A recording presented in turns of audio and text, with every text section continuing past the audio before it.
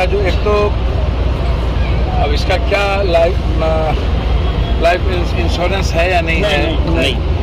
ये तो मुझे नहीं जानकारी। तो बर्बाद हो गए लोग। दूसरी चीज़, गवर्नमेंट ऐसे चीज़ों में जो एक सीमित मात्रा में कोई घर जल जाए, 11,000 रुपया के बाद वो औपचारिकता निभा के अपनी चीज़ ख़त्म कर दे। एक तो यह पॉलिसी गवर्नमेंट की बहुत खराब है। दूसरी चीज़,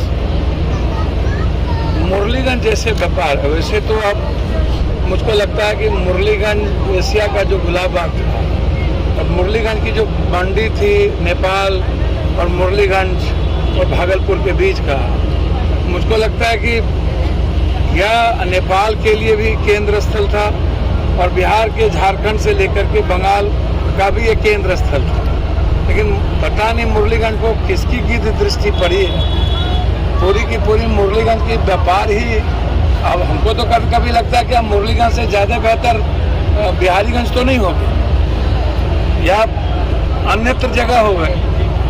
जो हालात हैं ये कहीं भी, मैं जब अभी हम बेगूसराय गए थे जहाँ स्थिति अच्छी नहीं थी, वहाँ पर मुझको लगता है कि 300 घर जल गए और सरकार नाम की कोई चीज़ नहीं थी, मुहैया कराना पड़ा पूरे परिवार को। फिर वहीं बगल में एक मथार के बगल में एक दलित बस्ती जल गया, वहाँ की स्थिति बहुत बुरी थी।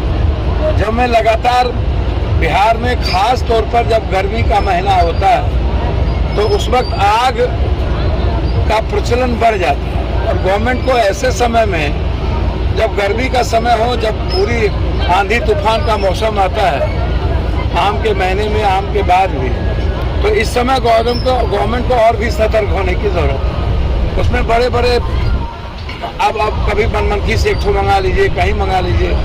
छोटे स्तर पर दमकल जो यहाँ है, इससे आप बहुत बड़े पैमाने पर, यदि बगल में थोड़ा सा बगल में विस्फोट होता तो सब कुछ नाश था, पीछे में पूरा का पूरा गाँव ना खत्म हो जाता।